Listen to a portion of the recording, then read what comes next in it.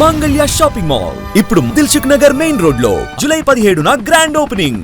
అటవీ శాఖ అధికారుల ఆపరేషన్ టస్క్ సక్సెస్ అయింది. కుంకి ఏనుగుల సాయంతో 9 నెలలుగా చిత్తూరు ప్రజలకు నిద్ర లేకుండా చేస్తోన్న గజరాజును బంధించారు. చిత్తూరు జిల్లాలో ఒంటరి ఏనుగు దాడులకు ఫుల్ స్టాప్ పెట్టారు. చిత్తూరు జిల్లా పలమనేరు మండలం జగమర్ల అటవీ ప్రాంతంలో గత 9 నెలలుగా ఒంటరి ఏనుగు అలజడి సృష్టిస్తుంది. పొలాల మీద పడి పంటలను నాశనం చేస్తుంది. పొలాల్లో ఒంటరిగా కనిపించిన మనుషులపై దాడులు చేస్తుంది. స్థానికుల నుంచి వచ్చిన ఫిర్యాదుల మేరకు ఫారెస్ట్ సిబ్బంది రంగంలోకి దిగింది.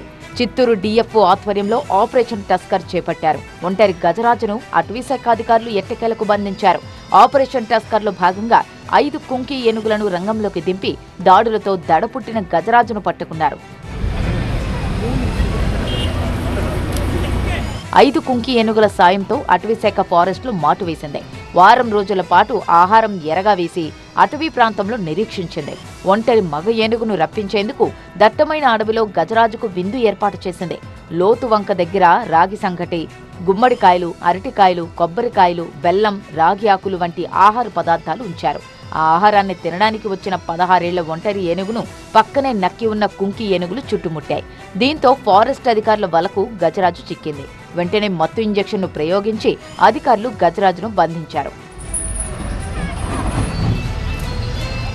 బంధించిన గజరాజును మినీ లారీలో అతి కష్టం మీద ఎక్కించారు. ముసళ్లమడుగు ఎలిఫెంట్ క్యాంప్నకు దానిని తరలించారు. పట్టుబడ్డ ఏనుగుకు శిక్షణ ఇచ్చి కుంకి ఏనుగుగా మార్చే యోచనలు అటవీ శాఖ ఉన్నట్లు తెలుస్తోంది.